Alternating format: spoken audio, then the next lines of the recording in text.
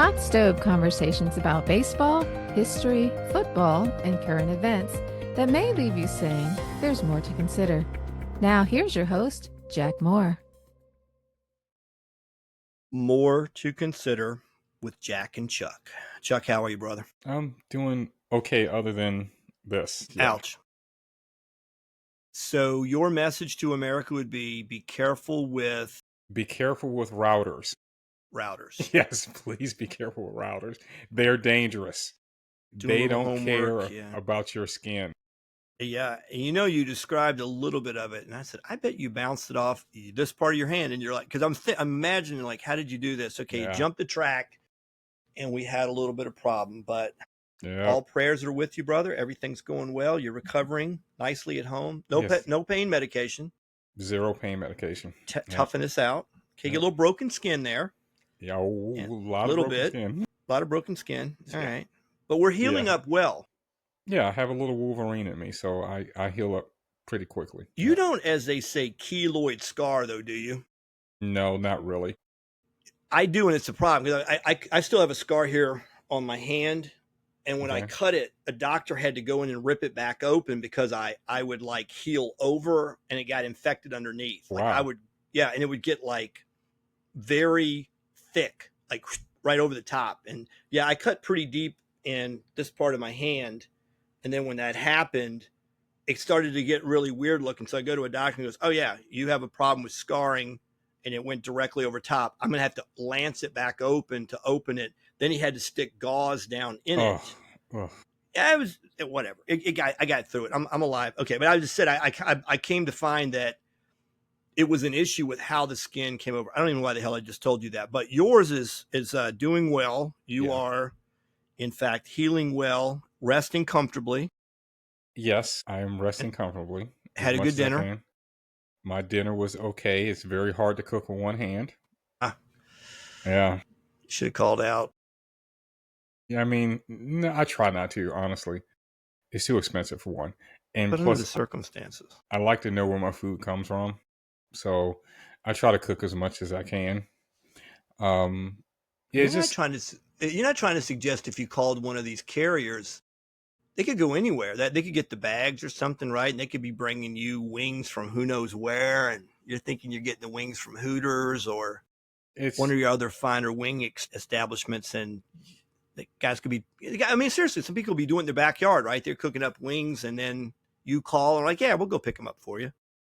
I may order a pizza. That's about it. Generally, other kinds of foods, I'll just cook myself, or I go and pick it up. But I try to cook for myself as much as possible. I try to. I've made a Hooters plug here. I would imagine we're going to get some type of payment for that, I guess. But yes, I don't know. Can I say that? All right. So where are you going with? We're going to order a pizza. Where are you going? Well, Pizza Hut is usually my go-to.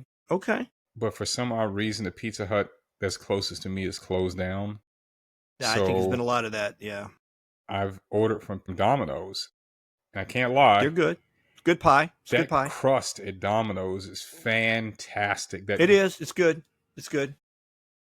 Garlic butter or whatever it is. I'm down. Yeah.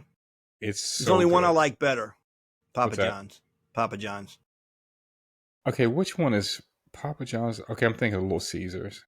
I have a friend that likes Little Caesars. Yeah. So we're down with pizza. I mean, pizza is if you're left on the island, you have to live forever off. It's going to be pizza, right? Yeah. For sure. And then there's the old saying about bad pizza. All pizza's good. Some's better than others, but there's no such thing as bad pizza. Well, right? One last thing about the pizza. Yeah. Costco's pizza. Ooh. It's good. In the frozen food aisle? No, the pizza that they make like hot in their little restaurant, if you want to call it that. Really? Dude, it's fantastic. Are they rocking a little oven? Are they rocking the oven? Yeah. It's really good, man. It's New York style and New York sized pizza. I mean, they're going in with the big guy there to pull him back out. They got the big flame. Oh, get out of here! Really? Yeah. Trust me, and you don't have to be a Costco member either. You can just go in there and get the pizza, and you can get a giant like 15, 16, 18-inch pizza, whatever, for like $10. I'm serious, man. And that's good times there. It's very good. It's the pizza's so big that, like, you know, you don't eat all of your pizza. I know we're going to talk about sports, but hey, pizza and sports go together. No, it actually really, yeah, absolutely does. It's so big that I can't fit it in my refrigerator, the box. That's big. Yeah, it's big. That's big. That's and good. It's good. Yeah. Actually, last time I had pizza, because I stay off the carbs. I don't eat carbohydrates generally. But I was over with our mutual friend, one of my lawyer buddies, that you know, and he has a golden retriever that's a nutball that I love. This dog's crazy. The dog loves you so much he's trying to get through you to the other side of you. He's always like trying to. So we're sitting there, and he's like, "Hey, have you had dinner?" I'm like, "No." So we ordered Papa John's and sat around and watched the ball game or something. Speaking of which, we do need to probably talk about the World Series, although, it is what it is. They're back tonight, right? Yeah, it's back tonight. Yeah, it goes Saturday, Sunday. No, wait a minute. It went Friday, Saturday, right? Because they left open Sunday for the NFL, and then there's Monday Night Football. The team formerly known as the Redskins are playing tonight, and that's how I refer to them now. It's the team formerly known as Redskins. Okay, so they play tonight against the Chiefs. Yeah, and I think the World Series should start back up. We start off in Toronto, should be back in LA for 3 games. All right, so we can talk about baseball. This comes into baseball as well. When you hear one has cheated, potentially fans, with something less than stellar play, because someone was on the take or their lives were threatened or whatever, we famously think of the Black Sox. You got it. So that's 1919.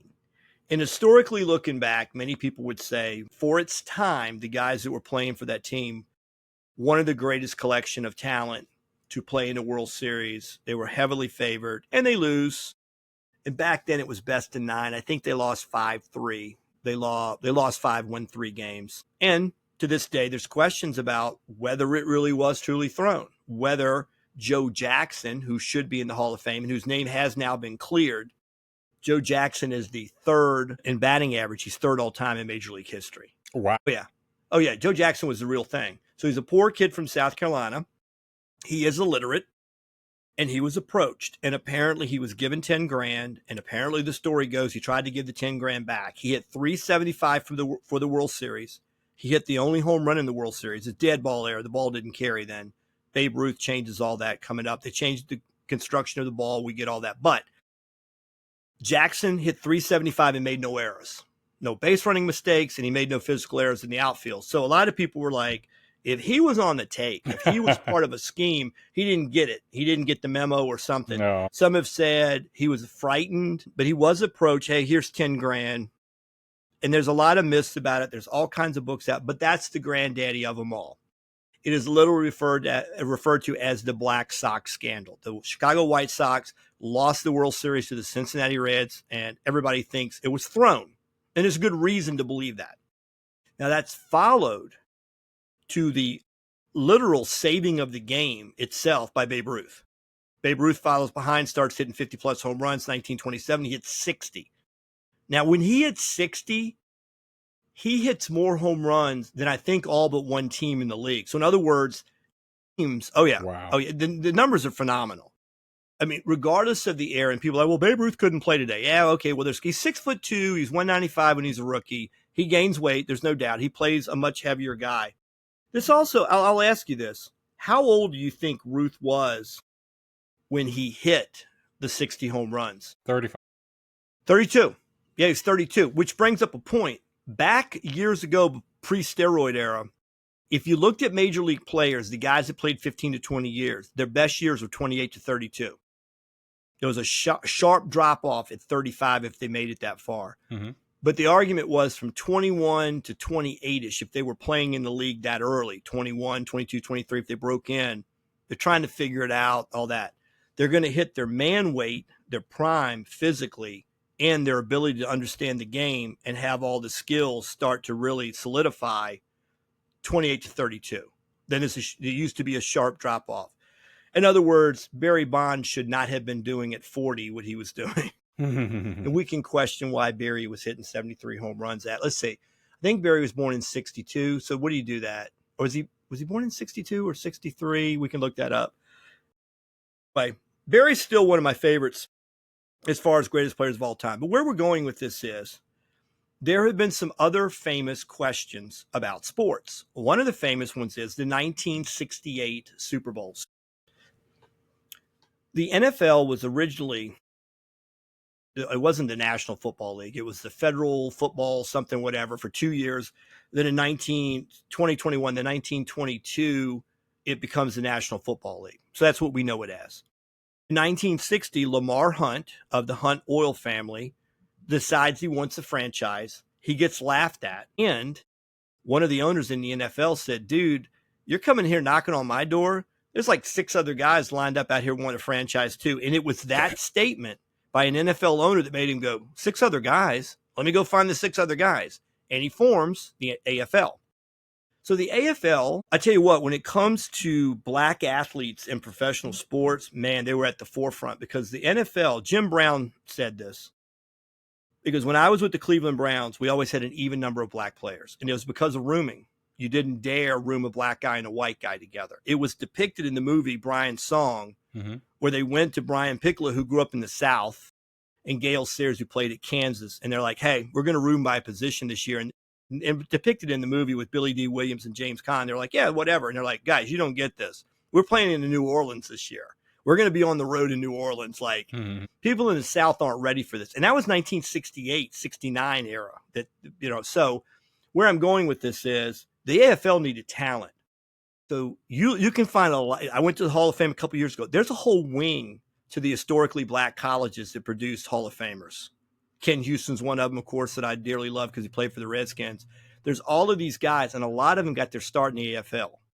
So where I'm going with this is the AFL was becoming as talented as the NFL, probably close to it. There was a bidding war for players. There was poaching going on. The big one was Pete Gogolak.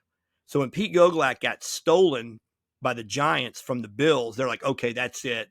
We can't have the league stealing players. So they decided to have a common draft, and they got together in 1966 and said, we're going to have a merger. The merger will start in 1970.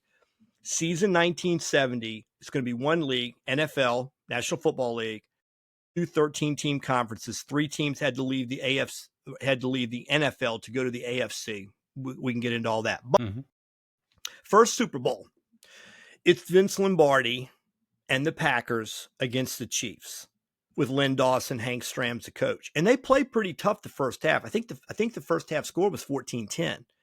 Then the Packers completely blow them out the second half. Second Super Bowl, Lombardi again, Packers and Raiders. It's a blowout.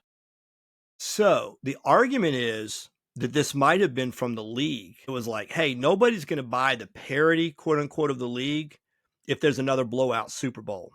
So famously, Joe Namath and the boys, the New York Jets, defeat the Baltimore Colts.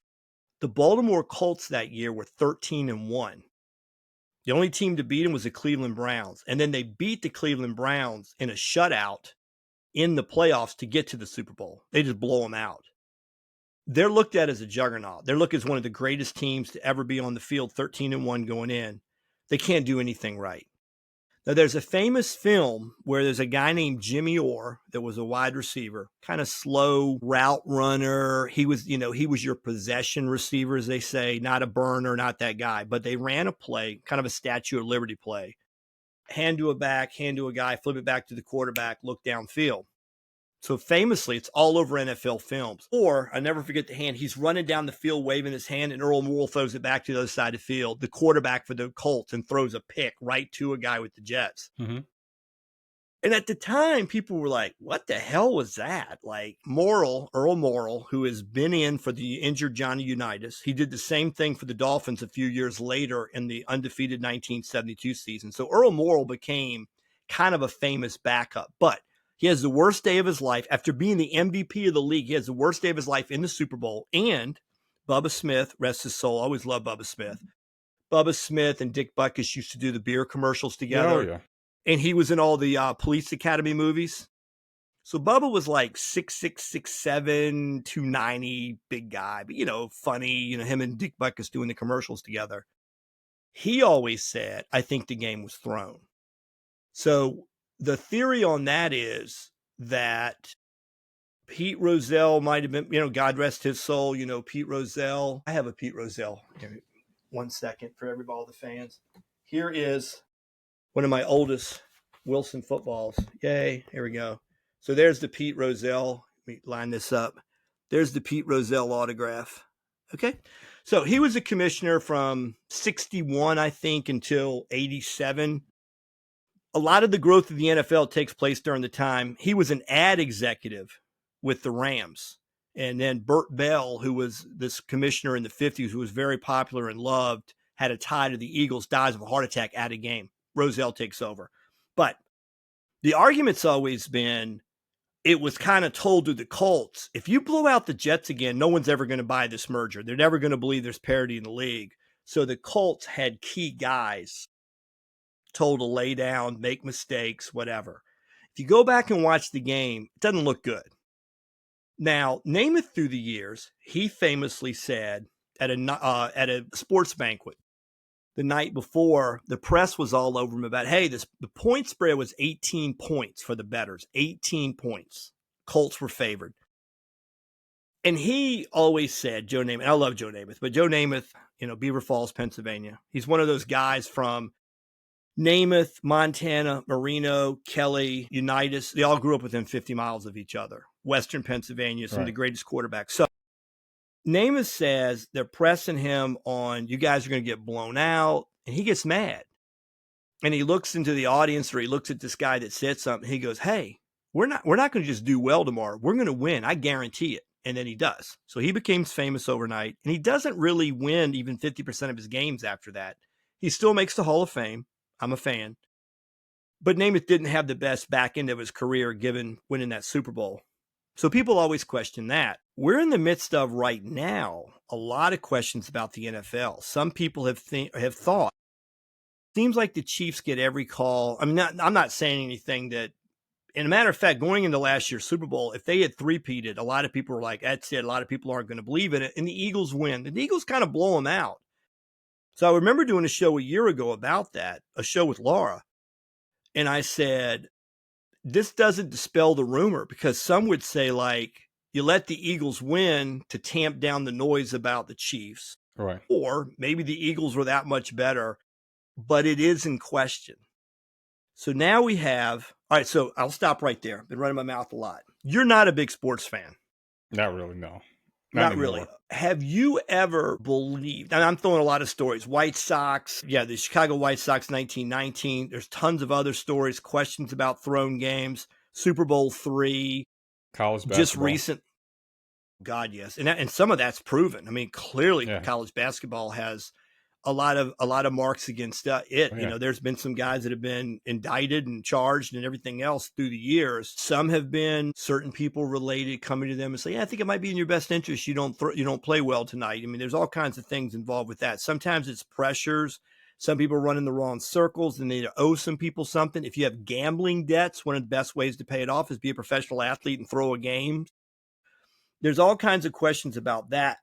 But in boxing too, God knows boxing since the beginning of the time has been questioned. Do you think there's any reason for M1A1 Jimmy the Fan to believe any of it's real? Or do you think it's all bullshit? Or do you think any of it's bullshit? Or what do you think? I think it's a combination of the two. I think that's fair.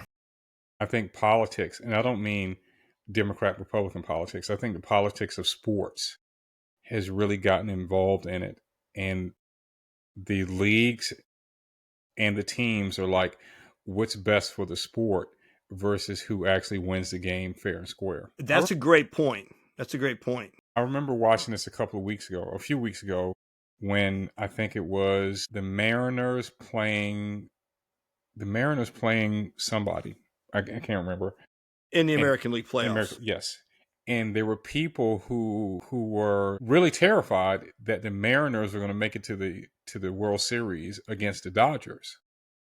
But you're talking about the series when they played Toronto? Because Toronto just beat. Okay. Yeah. Yeah. Because the Mariners, if I'm not mistaken, came out and won the first two games, and I thought, they might just People were terrified because they were like, "Oh no, we're going to have an all West Coast World Series and nobody's going to watch it." Yeah. That's what they were afraid of, and so it makes you wonder, is it all on the up and up all the time? Do I think that there are players that are out there playing their hearts out, for the game? For sure, and it's probably the vast majority of them. Yeah, I'm not going to say probably. It is the vast majority of them. But are there a few who are agent provocateurs who are there for the sport overall, not specifically for their team to win? Yeah, I think that's the case. Real quick about the college basketball thing. Yeah. The last college basketball game that I ever watched was when Duke played UNLV in the finals. If I'm not mistaken, Which year? I think that was either 91 or 92. That far back. Okay. And the reason being is I remember sitting down with my two other friends and we were watching the game, and UNLV, the game was over. UNLV lost, and we turned the TV off, and all three of us looked at each other and it's like, UNLV threw that game. There's no question. UNLV was pretty much an NBA team playing against a That's true. good Duke team. Yeah. No, never going to class or anything way. like that, maybe, but yeah, they were definitely, they could definitely play. Yes, they could play. And they didn't seem very, very sad that they lost the game. Yeah. Yeah, they didn't care. They were undefeated from the last season. These guys were unbelievable. And you're going to lose the last game like that to Duke? Come on, man. There's no way in the world. And that was the last time I watched a basketball game. And then come to find out the night before the game, a lot of the players were in the hot tubs with the mobsters from Vegas and all kinds of, crazy stuff that just didn't seem right. And it made perfect sense that, well, the guys couldn't get paid. They couldn't work a regular job and so on and so forth. And this was just cash for them, especially for the ones who weren't going to make it to the NBA. There were a few UNLV players that did go to the NBA, but there were a lot that didn't. And they actually did have some incentive to throw the game. And even the ones that were going to the NBA, did they really care about winning another championship? They had just won the year before. So it's like, yeah, whatever. Okay, we lose this last game. I'm still going to the big show, and I'm going to get paid millions of dollars. And then the guys who weren't going is like, yeah, what about us? All right, we'll just throw the game then. All right, so here's what's in the news. We're gonna go with this. The NBA gambling scandal involves the arrest of, I don't want to get into the players here, but it was a coach and a couple of other players who are accused of participating in illegal sports betting and rigged poker games linked to organized crime. The investigation has raised concerns about the integrity of the league and how injuries are reported. As the one of the players was allegedly faked an injury to benefit gamblers. Now, I heard this story earlier today that players have said he was not so much joking, but making comments, I'm taking myself out with 10 minutes left, I'm taking myself whatever. People could bet the over-under on his production, points, rebounds, assists, whatever. Hey, you cut 10 minutes off the game or more, he ain't going to hit those numbers. Right. So the people that are going to be the odds makers, if a guy scores 20 points a game, you're going to consider that he's probably going to average 5 points. I mean, he's probably not going to necessarily hit right at 5 points, but he's going to average 5 points a quarter. Well, guess what? If you don't play the last quarter of a game, you're at 15 points, not 20. So clearly, or you can just say, hey, coach, that's it. I'm good. I've come close to that number of hitting the over. I'm not going to get near the over because everybody's betting the under, whatever. That was said. And they said the players were kind of like, it's kind of interesting that he knows he's going to get injured, an hour from now. Right. Now you could say, hey, my hammy's bothering me. I'm going to gut it out as long as I can, but I'm going to come out with an injury that seems to be kind of, I see this coming. All right. Key details. One of the people is charged with a conspiracy to commit wire fraud and money laundering related to rigged poker games. The other is accused of participating in an illegal sports betting scheme, allegedly using insider information to influence game outcomes. The other person is also involved in the poker cheating scheme. Investigation insights. The FBI investigation spans 11 states and has led to over 30 arrests.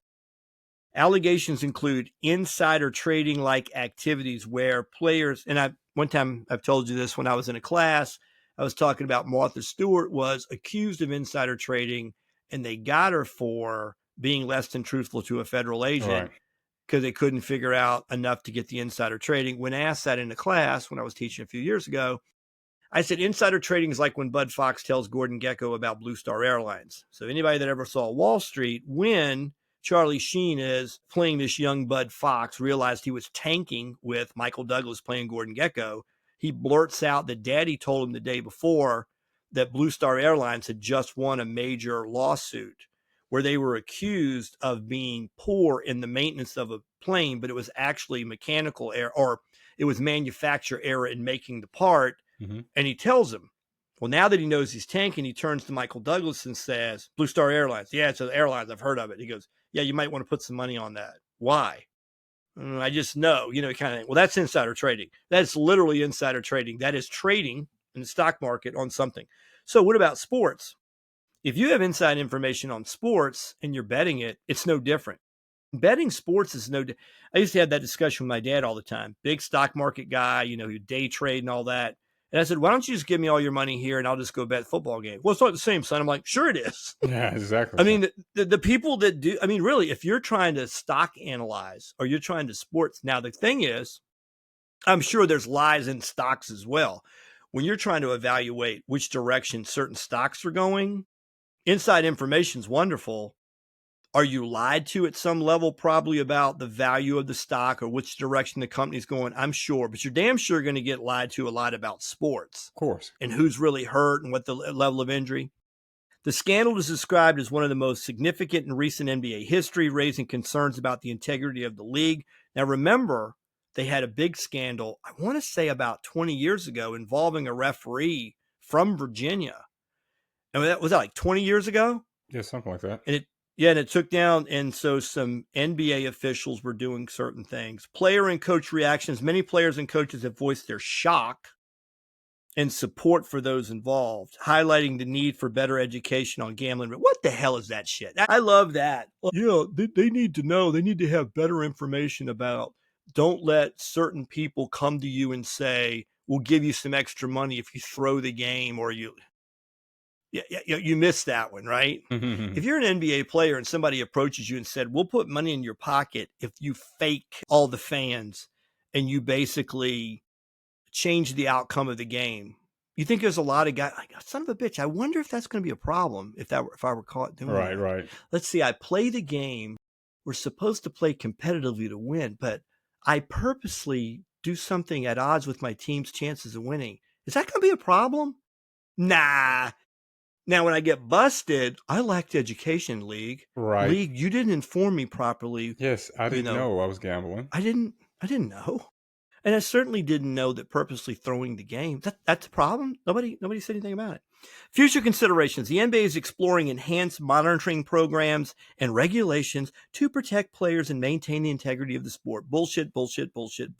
So I think I was mentioning to you, like before we started too, I remember them doing it. They did an expose on the NFL in the early 80s, just how bad the league was, how much was being done. And last thing I want to say on this, and then I want your reaction. There are a bunch of videos on YouTube, and one of them I can never unsee is they were talking about the perceived super matchup for the Super Bowl on a particular year. And I'll just say it involved a couple of brothers, guys that were brothers. Do you remember what I'm talking about? Yes. Yeah, two brothers head to head in a game, right? So one team who doesn't have a brother potentially in the game can't win. So there's a time, and I'm going to use my trusty old football again here. Okay, I didn't mean to bump the mic, but you're watching and you see a running back make it to that yellow line that's superimposed on the field, which is not real, but it's drawn between the two down markers. And it's a pretty good approximation of how far a team has to get to gain a first down. And this guy definitely goes forward and his waist is in that yellow line, putting the ball over the line. It's a key point where team absolutely needs first down. And you see this official run in and get the ball. And when he goes to set it down, it's like he moves it back. He just like moves it diagonally back. Oh, wow. And sets it down. So the guy that posts this, he goes, tell me you can unsee that. I went, son of a bitch. Like, now they bring the chains out and they're, that far from a first down. And I would say generously, he moved it back close to a yard. And I saw it. I'm like, I see where the knee is down. The ball has reached a certain point. He's down. He's clearly beyond that yellow line, which again is not official, but you're kind of like, okay, you get the first down. Official comes running in, side judge comes running in, takes ball, sets it back. Sorry, don't get the first down. Team has to punt. They eventually lose. So this guy's theory was, and he shows a lot of these. He really does. He's showing film after film after film of very questionable ball placement, fumbles that weren't, just a lot of stuff. Now, of course, with replay, we've had different errors where we had replay, lost it, brought it back. But his point was, and here's the one that's really going to be scary. This is going to be right in there with some other theories relative to landing on other planets or moons of a certain planet, put it that way. Okay. And even the shape of said, place that we reside, sort of in that same thing.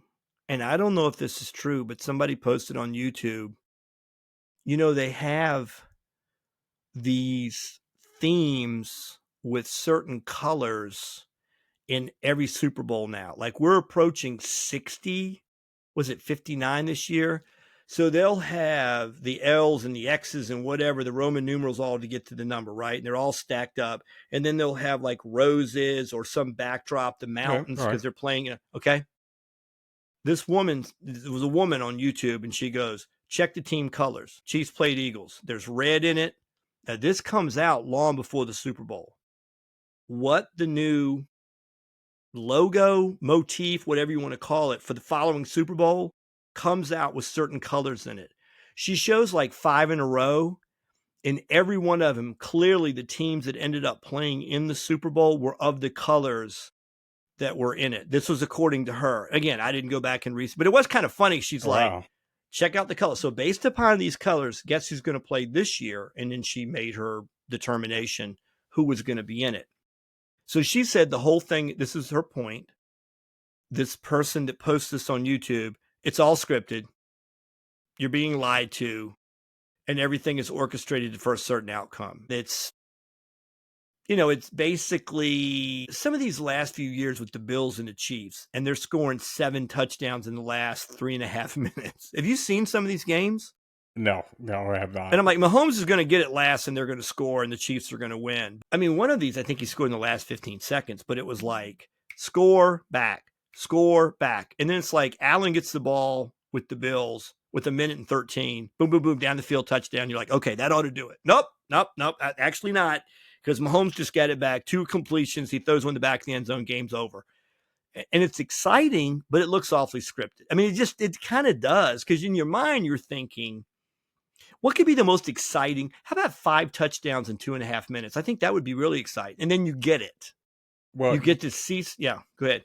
Think about all the rules and that the NFL has changed to make it easier for teams to score. Well, it's powder puff football. There's no doubt about that. It's flag football. If that's the case, I wouldn't put it past them to do something else. Why do you need to make it more easier to score touchdowns? Just have the 2 teams play. That's it. Well, that brings up another point.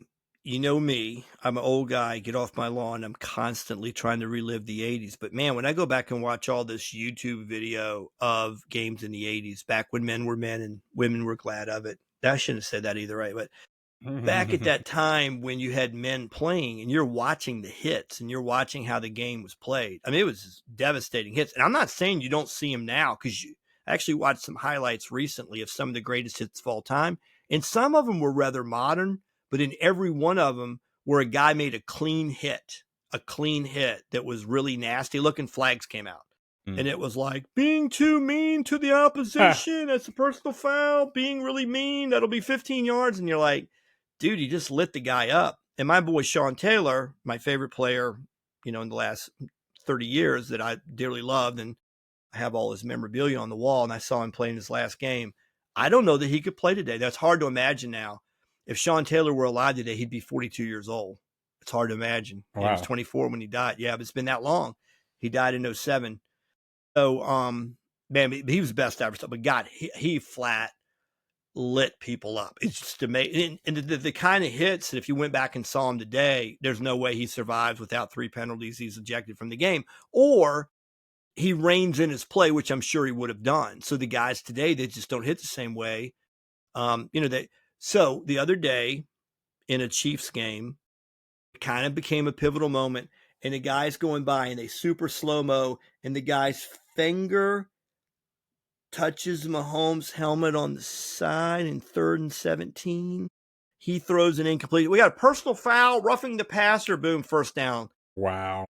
And I'm exaggerating. I just don't like the vibe, but I'm kind of like, he's trying to like bat ball, make contact, whatever. And shot to the head. Right. Shot to the head. Okay. Right. Go back and look at some of the shots that Montana took. The Jim Burt hit, the Leonard Marshall hit. And I saw Montana from not terribly far away a few years ago, somewhere I was. And I wouldn't call him slight, but I respected the man so much more. When I saw him in person, I was kind of like, holy shit, you took the hits you took in your era. Glass Joe.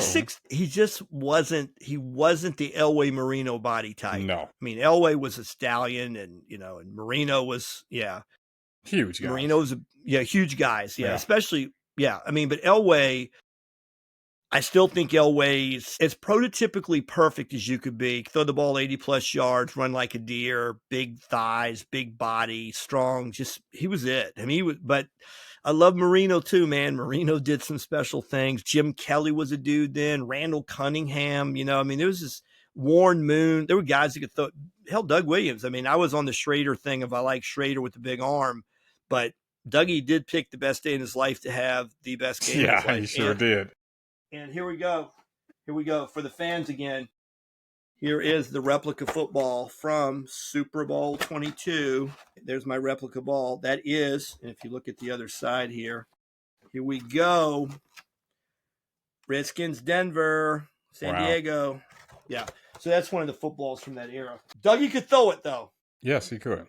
Dougie could throw. Dougie threw tight spirals, and he threw the ball on the line. And he was big, 6'4", big guy. And he slowed down by that time because he was kind of a little gimpy on the knees and stuff. But, we had some big men that threw the ball really well. Where am I going with this? Okay.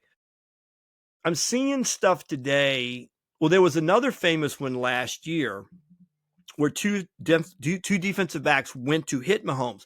Mahomes, and I feel like I'm really kind of on Mahomes. I love Mahomes. I think he's a great quarterback. Don't get me wrong. But he's out running, making himself a target. He hasn't given himself up. Now he goes to give himself up. This was a famous one in the playoffs last year. And these two defensive backs are both trying to tackle him in the waist to thigh area. Bam. They helmet to helmet, knock each other almost out. Flags come out. They super slow-mo it. Neither one of the poor kids that were defensive backs even touched him.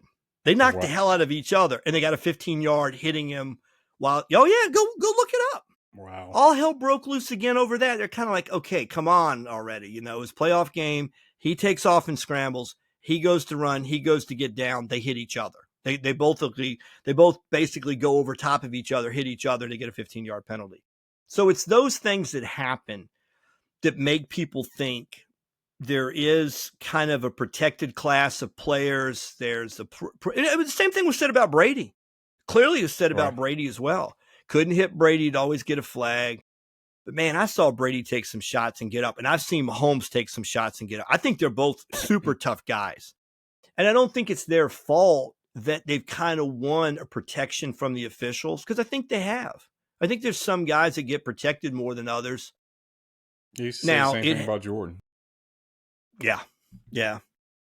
Well, and I do remember Joe Namath saying years ago, he got interviewed, and it was like, what was it like playing the 60s and 70s like you did when he got hit the way he did?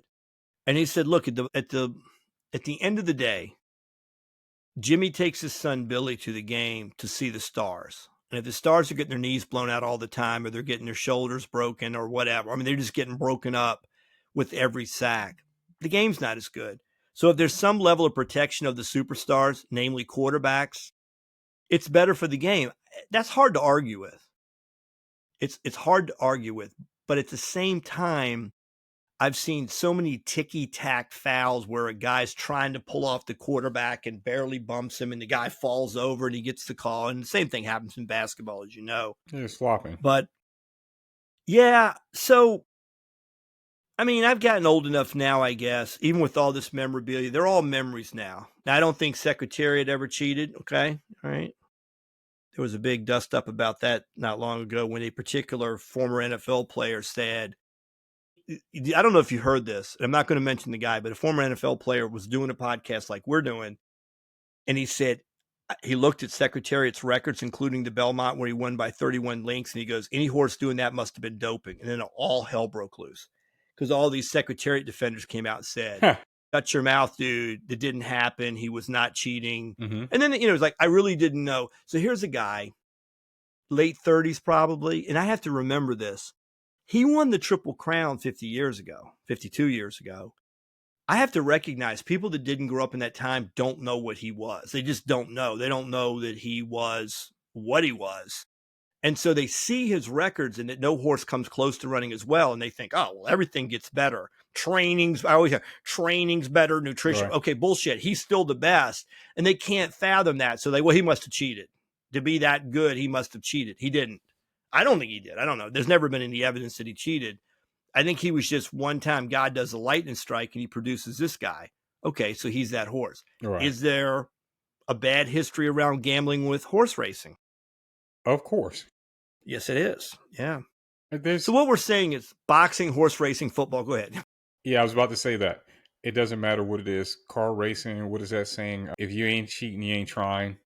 That thing. I remember reading about, I think it was NASCAR, where this team had decided to put fuel inside the roll bar cage of the car. Get extra miles per gallon? Well, not so much miles per gallon, but that meant they had to stop in for pit stops less. Well. Yeah. Right. But what I'm saying is at the end of the game, you're like, damn, they're getting some really good gas mileage. Yeah, I guess you say that. Yeah. Right. Even though that's not true, right? The fact that we pumped in an extra 10 gallons somewhere, yeah. But it sure looks like we're getting better, more efficient mileage. Some drag racer put a nitrous bottle inside the engine block. I could see where that could go bad too. Well, yeah, it definitely could go bad, but it went on for a good while. And the guy ended up getting caught like several years later after he won all these championships and stuff. It was so crazy. But again, if you're not cheating, you're not trying. But that is kind of different than gambling when you're throwing. When you're trying to throw a game to lose versus you're trying to cheat to win. Those are two different things. Another one I just thought about. What about the LA scandal? And I don't mean the city. LA scandal. 2 wheels. LA scandal. I'm not naming any names. LA. 2 wheels. 2 wheels. Doing a lot of riding around in France, I think, probably. You mean Lance Armstrong? I didn't say it. I didn't say it. It's not a scandal. I mean, he admitted that he did it. Yeah, I know. So. And he's had, and everybody could just pile on. But I don't know. That's one of those, what was he, 90s? That was a 90s thing, right? It was a 2000s thing. Was it 2000s? Okay. Yeah. All right. So, just past the 90s into the 2000s. Okay, so... But that was a feel-good thing, cancer, recovering from, treatments and all, and everybody kind of felt good about it. Then they find out. And I know a lot of people really hated him for it. There was a lot of, I've seen him interviewed that it was like really bad. But this is where I guess we're going with the whole discussion. There's a wide-eyed innocence of a kid watching their sports heroes, and they want to believe that, they're on the up and up and they're playing well. And I remember hearing somebody say with all the social media, the way guys see athletes today is really tough because they can interact with them. They can literally talk to them after the game. And that the 1955 kid who absolutely worshiped Mickey Mantle, as every kid in America, 56, he wins the Triple Crown. Let's even say 1956. He was Elvis, man. He was the Beatles. He was all of that. Mickey Mantle was he was a god in the sport of baseball. And it has been said, if more fans had known the drinking, carousing, the womanizing, and all the rest, but it was a different era. Nobody knew it. Right. They just knew he sold everything. Matter of fact, I saw a documentary where they said he sold cigarettes. He sold smoking cigarettes. And then Bantron, the anti-smoking, get off smoking company, it was like a gum or something. He sold that. He was a spokesman for Bantron. And it was actually Billy Crystal said, he goes, that's how popular the guy was. He was Wow. advertising smoke and then don't smoke at the same time. And That's nobody was amazing. picking up on the fact. Yeah. But that's how big he was. You wanted him on everything. You had him on cereals. You had him. He sold everything. And he was pretty special. Yeah. I'm looking for the Lance Armstrong thing. I did want to see when he was running. Yeah. You know, I was thinking there was a reference in Seinfeld to it. That's why I was kind of thinking 90s, because the show ended in 98. It was 99 to 2005. Okay, so he wasn't on Seinfeld reference. Okay. Yeah. Well, he might have been some reference to him, but you say he didn't start riding until 99. Well, no, he Or started. that's when he started to compete at the highest level. His Tour de France wins were from 99 to 2005. Okay. Yeah. I do find, as I said earlier, there's a difference between cheating to lose and cheating to win. There's a documentary called Icarus, which I think is unbelievably interesting about this thing called found footage. When you're doing a documentary and you just happen to find some unbelievable, or things just happen while you're doing it, or your source material is just like news reports or actual footage of the event itself. But this guy, he was a cyclist. He was a former professional cyclist, and he wanted to see if he could compete later in his life, in his late 40s, early 50s, or something like that. And what he was going to do is have go to these cycling alliances, or if you want to call them that, associations, and say, I'm going to be taking steroids. Doctor is going to prescribe them to me. He's going to be, seeing, say, I'll be under doctor's care. That's what I meant to say. Overseeing the process. Yes, overseeing the process. And I want to see what I can do. So he does this, and he actually increases his output from, what his normal output would be at that age.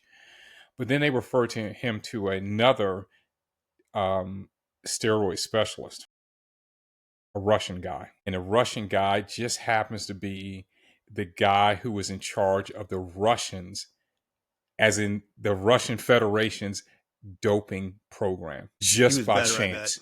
He was the best in the world. The best in the world, yeah. And this Russian guy spills his guts as to what he did for the Russians, and how the KGB was involved, and how they learned how to open tamper-proof bottles. And it was unbelievably interesting as to what this guy just happened to stumble upon. They couldn't get Tylenol open, though, I bet. No, they couldn't get it. Right. Not after 1982 or whatever. Right. I'm sorry, I had to get that in. But yeah. This guy spilled his guts so much, and it made Russia look so bad. That's the reason that they were banned. I think it was 2008, 2010, 2012 Olympics, was because of this guy. And now this guy is in the American Witness Protection Program because of this. Because, it was bad. The Russians are still kind of salty about this? Are they? Because the guy was saying that they were doping people who didn't know it. Yeah, it was a lot of that. So there was a lot of guys that thought they were clean, and they weren't. They weren't clean. And they just thought they were doing well. And he's talking about the cycling on and off and so on. And so I've heard that guy Victor. I can't remember Victor's last name. Victor Conti. Mm-hmm. Right. I heard him talk about this, and the last thing about the whole cheating thing, but he made a really interesting point. As I listened to him on the Joe Rogan podcast the first time he was on, he said, isn't it awfully strange that a country of about 20 million people, all of a sudden, out of completely nowhere, climbs to the very top, whether it be men or women, in track and field? He's like, how is that possible? How is that this little country can beat everybody else on the planet by a long shot, and there not be something wrong? And he said, I'm calling bullshit on it. He's talking about Jamaica. He said, there's no way in the world that they could do that all of a sudden and at that level without them cheating. He's like, dude, I've cheated for a living. He went to federal prison for it. He was the one that came up with the clear for Barry Bonds. He did all that stuff. Yeah. He even talked about, what's the guys? Carl Lewis. He's like, yeah, he was doping too. He was pointing a finger at Ben Johnson during the 84 Well, and Johnson 84. was found out. Yeah. Johnson was found Johnson out. was found out. True. Yeah. And he talked about how Johnson was found out. And he said he called bullshit on that too. He said there's Johnson no was way. Canadian, right? Johnson was Canadian. He said there's no way in the world that a person at that level would know to have that high of a level of steroids in their system right before they compete. Come to find out, there was a guy who was, let's just say, not exactly a Johnson fan. He was actually on our side, the American side, who was known to do this and spike people's drinks. He just happened to be in the bar with Johnson the night before. Go figure. Yeah, it is a very interesting story that this guy. Are you saying that Johnson might have potentially been clean and got got spiked, or he was? And this is the thing he said. Or about, he was coming out of a cycle, so he should have been clean. He should have been clean, just like Carl Lewis. He said Carl Lewis was just as dirty as Ben Johnson was, but everybody understood the whole cycling thing, and he said you don't get benefit from steroids the day before your competition. He said the last benefit that you're going to get is probably 30 days after you take it. So there's no reason to continue the cycle all the way up until the time that you're competing. And the level of steroids that was in Ben Johnson's his system, he's like, that makes no sense unless somebody spiked his drink. There's really no other reason for it. Yeah, I know this is going to be unpopular, but man, I've had this conversation and with a lot of people in professional baseball, and they don't like to talk about it, and I get it, but I always believed that sports enhancement or performance enhancing drugs were definitely at. I worked on an Army base when I was in college in the 80s, and a guy asked me one day, I'm going to tell you what he asked me. Who were the 9 players, 1984, 85, that he asked me, who were the 9 players in Major League history to hit 50 or more home runs in a season? It was 9. Wow. And I remember it was Maris, Mays, Mantle, Ruth, Kiner, Fox, Mize. How many? I got 2 more? I'm missing 2 more. Okay. Yeah, it was like 2 more. Anyway, I'm about to get all of them. And then George Foster. So I'm missing one. I'm missing one person. It's driving me crazy. Fox, Kiner, Ruth, Mays, Mantle, Harris. I think Hundley. Greenberg. Okay. That's funny when you Hank Greenberg. Okay. Anyway, Kiner. All right. So there was 9 players at that time. Mm-hmm. In that decade between 90 and 2000, I think it added, I don't know, I'm spitballing, I think it was like 25 to 30 guys in that decade. Wow. Right. So Cecil Fielder became number 10 in 1991. Then you have what's called the steroid era, finished with Bonds hitting 73, coming off of Sosa hitting 66 and McGuire hitting the 70 in 1998. You know the whole story, right? Yeah. And then it turned out all of them were on performance-enhancing drugs. A dear friend of mine who pitched in the big leagues, and I think a lot of people know from some of the shows I've done who I'm talking about, we had this discussion. And according to this friend, the amount of absolute strength the player loses from April to September, like whatever your strength base is coming out of spring training, you are Charles Hundley, that guy. You're a different guy on September 30th. Got it? I mean, you have had a substantial amount of absolute strength loss. What if you were Charles day 1 and Charles day 180? That's really what steroids do. The argument is, because the barroom argument that I always love is guys go, tell you one thing, it doesn't make you hit the ball. You still got to square it up. I'm like, yeah, but if you're a guy with the ability to square the ball and you're the same guy on September 30, then when everybody else is falling apart physically through the grind of playing 6 months and you recover, that's what it is. You recover faster. You play a game, you go to sleep, you get a good meal, you get up. One guy's body clock is 4 hours behind and one guy's 4 hours ahead. What it basically amounts is you don't need as many days off. You recover faster. And from a strength standpoint, the ball you hit that you kind of mishit, that without enhancement he's caught at the wall, goes 335, makes it over the wall, down the line or something. So you throw in some extra, you cheated one over the wall here and over there, and you got 10 extra. Then you're not a 40 guy, you're a 50 guy. over a course of season. And I'm not saying Bonds hit any cheapies. Don't get me wrong. But Barry Bonds, we all know the story. And I am, I guess, to some level making an allegation. But with all the allegations that were made, whether he had no fail test or whatever, the guy was a Hall of Famer without question before the late 90s. And, the argument in baseball lore is he saw McGuire and Sosa and said, oh, really? Oh, really? You guys are going to do this and give me 70 and 66? Let me do it and see what happens. And then it was 73. Right. And there might have been truth to that because he's watching these two guys blow up in the media and he's like, really? You're not me. And I think there's a great argument he's the best player that ever played. I really do. Oh, yeah. Yeah. Yeah. He was a phenomenal outfielder. He was a great defensive player. And he's Barry Bonds. I mean, he's a hitter. Now, I do agree. When he was hot those years when they were walking him half the time, just not to pitch to him, he never missed squaring it up. He didn't. If you made the mistake somewhere in that zone of his, he didn't miss. And that's what we say in baseball, the guy that doesn't miss. Right. I know a young man that's a major league umpire. He's been up and down, but he's been to big leagues. And I asked him one day, it's a great example. I said, who's the best hitter you see day to day? He goes, Freddie Freeman with the Dodgers. I said, why? He goes, because he never misses. He goes, Jack, when he's in a hitting count and the pitch is thrown, he doesn't miss. And that in the game is what we say is the guy that's really great here. He goes, he doesn't pop it up. He doesn't hit it. He squares it. When it's hit time and he's got a hitter's count and he's sitting dead red to hit, he hits it. I'm like, okay. And I said one time, who's the best pitcher you've ever seen? He goes, Verlander. Okay. Because I had a fall ball team. He's from Goochland, Virginia. I said, why? He said, because he just mails it in there at 95 miles an hour. Here, bitch, see if you can hit it. Nobody on. He goes, Jack, he's just challenging the zone. Gets people on base. Now he starts carving, starts cutting. He starts doing all the breaking ball stuff, the movement stuff at a higher level. It's like he becomes an absolute asshole on the mound. He's going to get you out.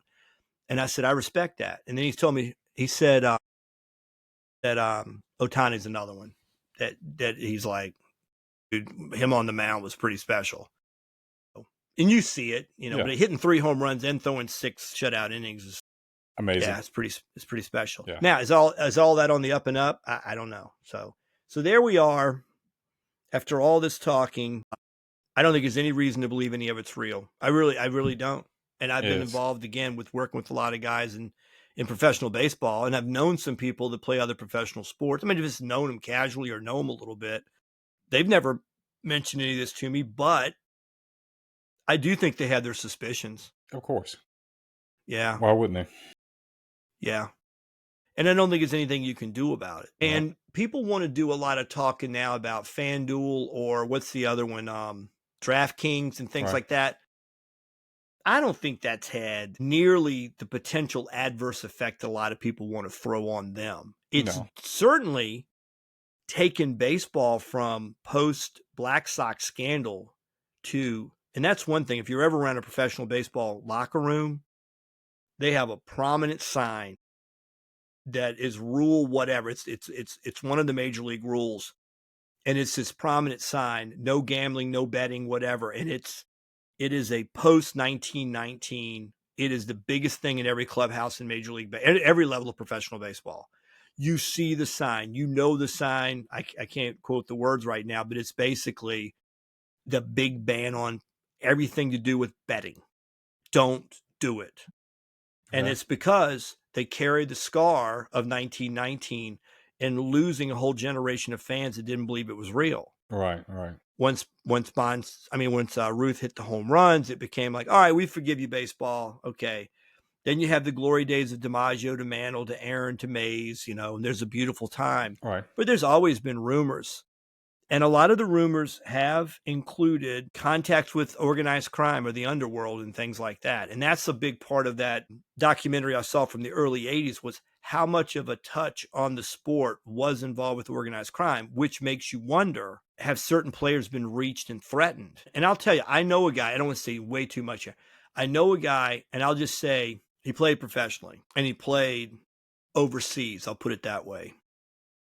And while overseas playing, they were in a playoff, and he was kind of approached with, it's going to be in your best interest to throw this game and he got on the flight and went home. Wow.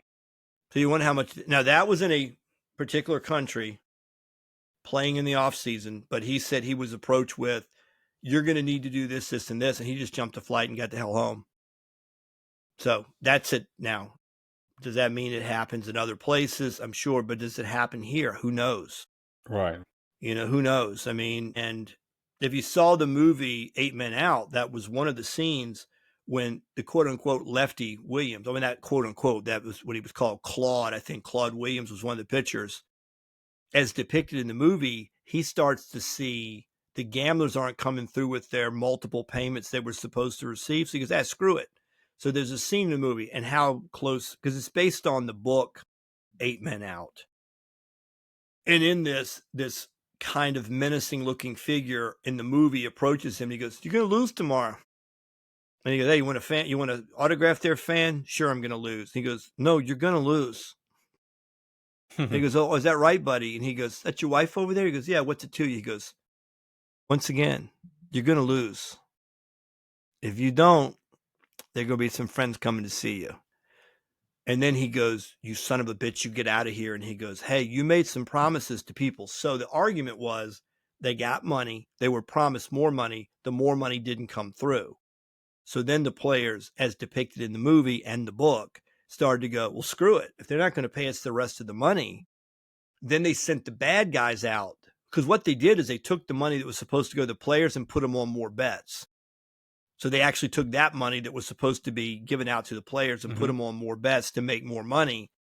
And then the players were starting to get together and go, "Well, hell, if we're not going to get paid the extra money, screw it, play straight up." Then the mobsters came in and said, "You might want to rethink that strategy. You might want to make sure That was a good movie, man. It was a really good movie. It was a great cast. It was a great cast. Definitely. Yeah. So, I mean, it was a great movie. It was a great movie to watch. Cusack was in it. Charlie Sheen was in it. D.B. Sweeney, I think his name was in it. Yeah. I think Strathorn, I can't remember his first name. But I think he was the guy who played I think he was the pitcher. He was the one who was the most outspoken. He played Eddie Saccott. Yeah. Yes. Yeah. Yeah, it was a great the guy cast, the guy that played Joe Jackson. Now, Buck Weaver was the one whose wife, after he passed until her last day on Earth, always fought every year to get his name cleared and never did. Mm-hmm. He was the third baseman that claimed, and again, he had a good argument. He was in on some of the meetings or walked in on stuff, but never would take part in it. And he was one of the 8 that got banned for life. And they didn't get banned for life after 19. They got banned for life after 1920.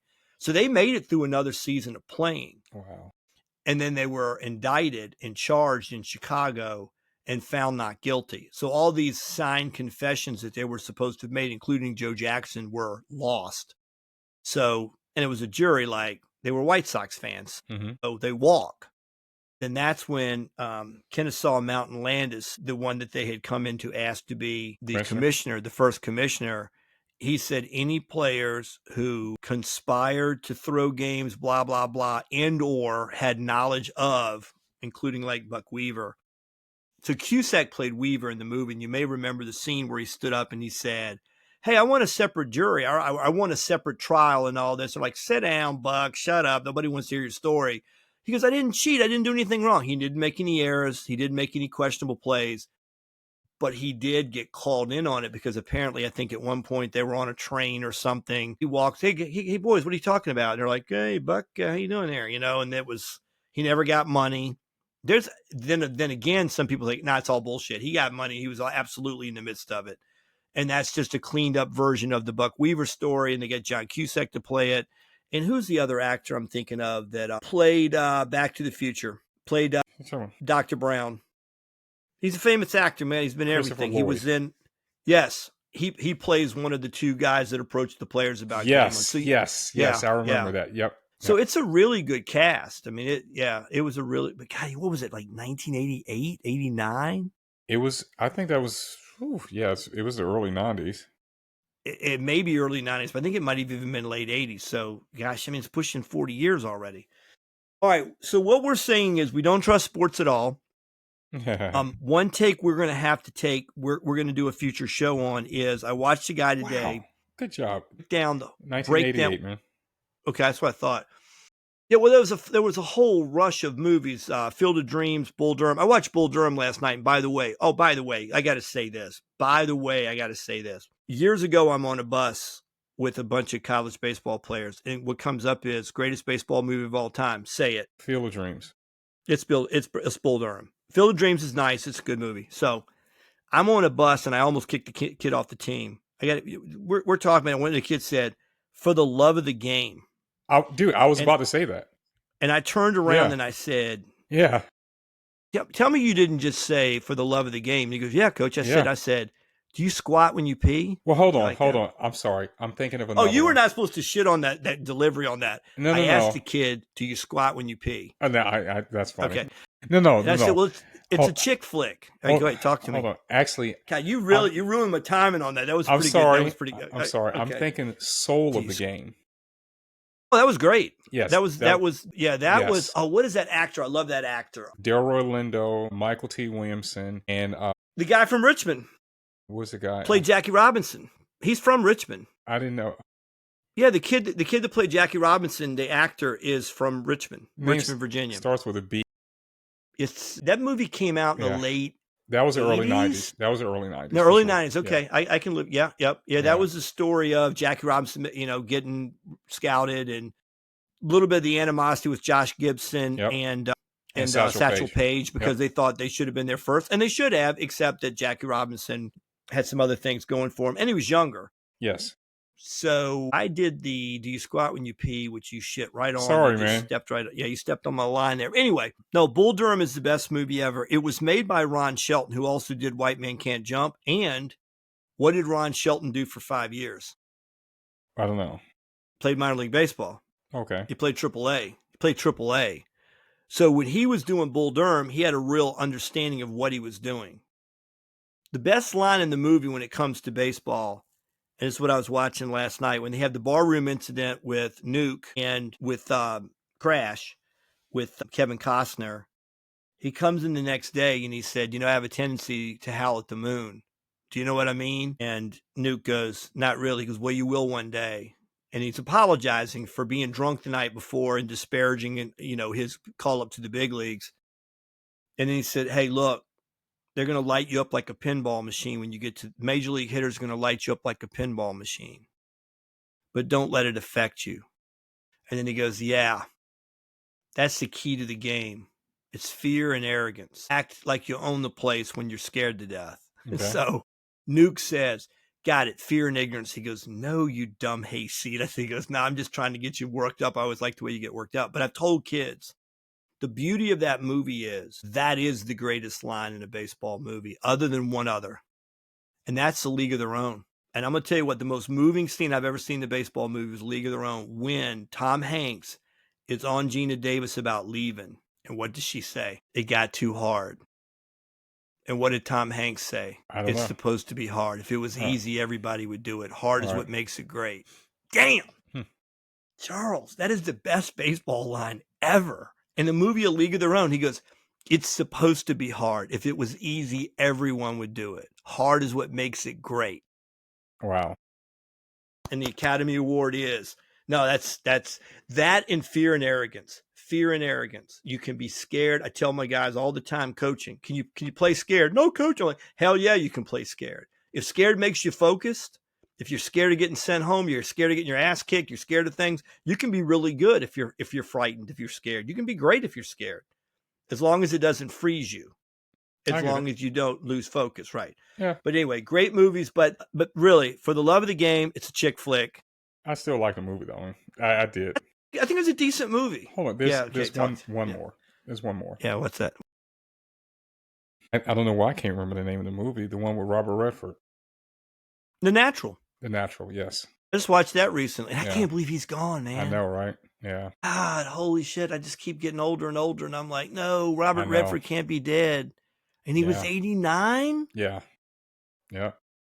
Tina Turner did a number on me. I don't know, because Tina Turner looks so great at 60 plus. Yes.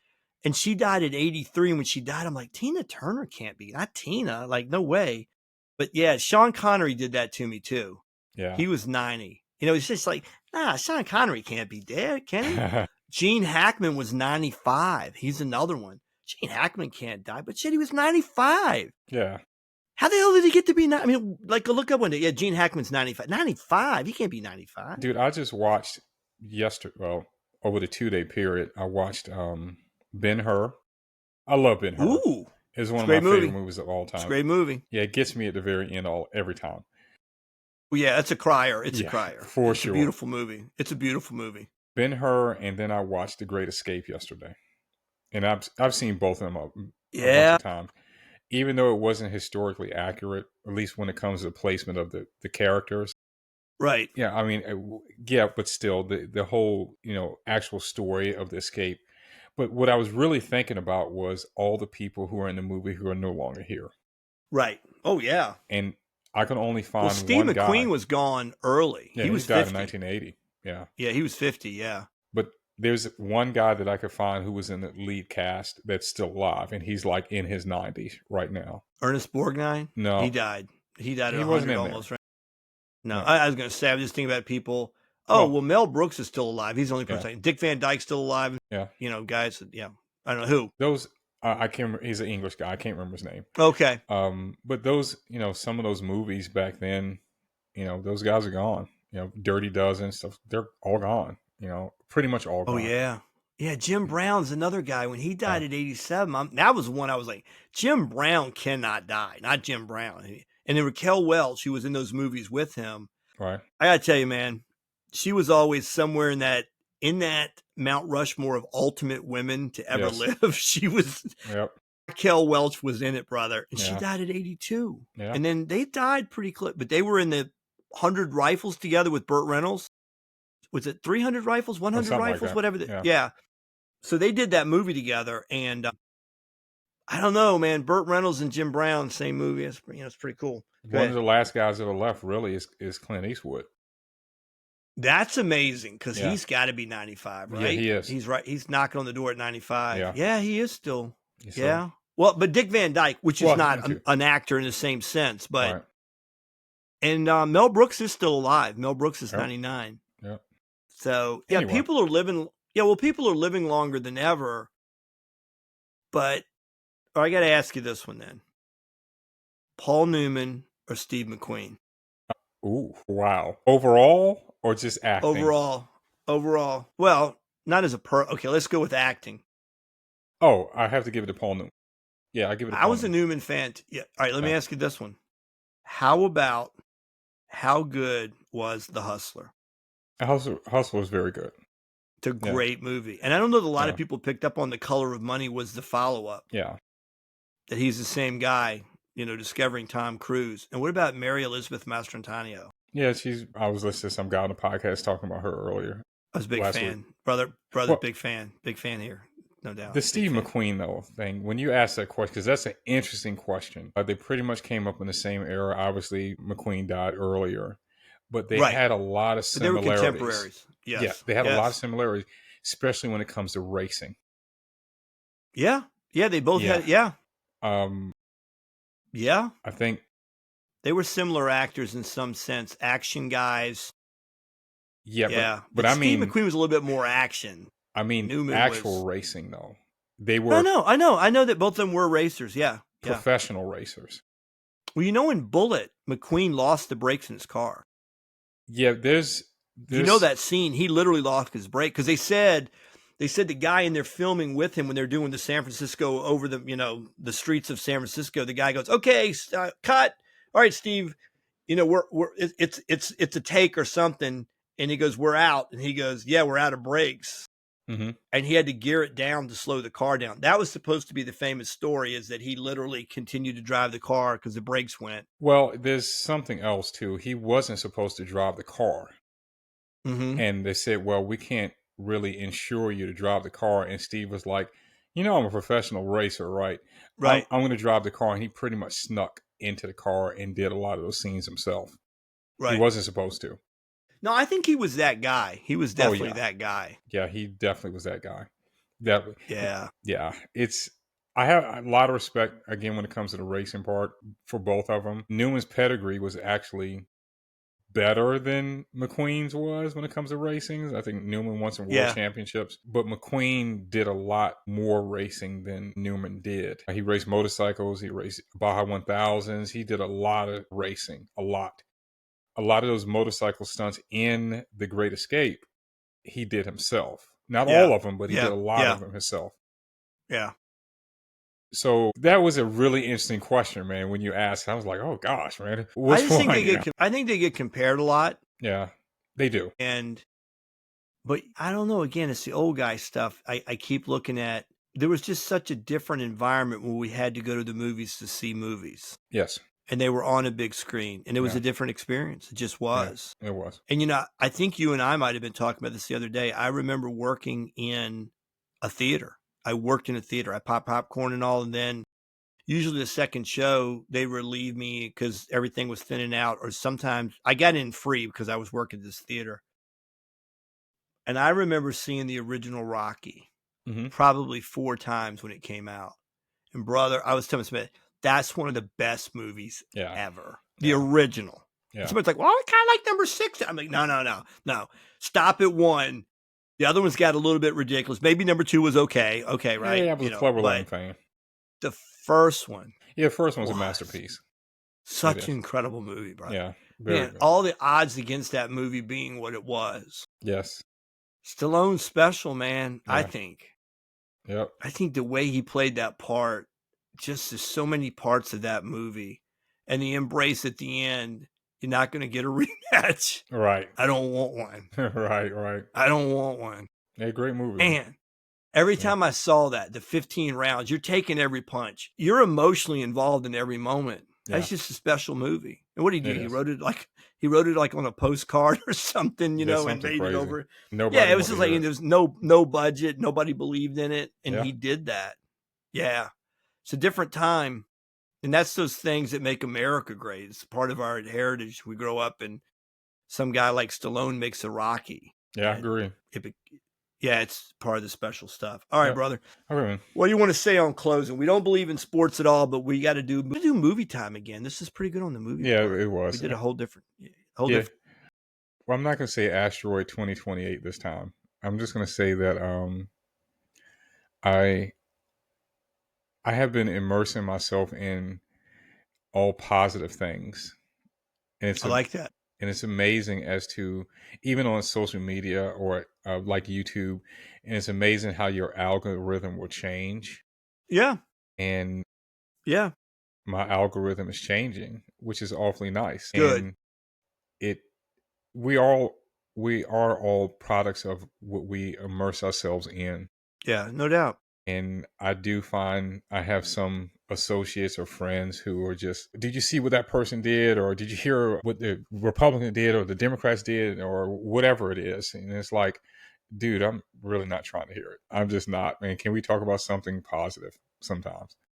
So in closing, be more positive. It goes a long way. Yeah, and as we've been saying, I don't know how much of our running our mouths on here about any particular subject changes anybody's views anyway. I mean, sometimes there might be something we say, but I think you're right in that. I think what you're saying is the more you unite with people, what we're talking about is David Sanborn and Melissa Etheridge and Al Green, that's like that they're on the stage together on David Letterman with Tony Childs. And those are the things we remember. And regardless of our politics or what we think, the shape of the earth or anything else, we can agree that there's some things that are just beautiful about art and expression. Yes. Yeah. There's good things to be said about that. God bless you. Love you, brother. Love you too, man. Until next time. Thank you. MoreToConsider.com. Like, subscribe, comment if you'd like. Yes. Charles and I, not now that you're going strictly positive, you're not going to look at the comments either. No, I'll look at them. I just may not comment on the negative ones. There you go. All right, brother. Later. Thanks for tuning in. If you like the show, subscribe and hit your notification button to get an update when we post another episode. See you soon.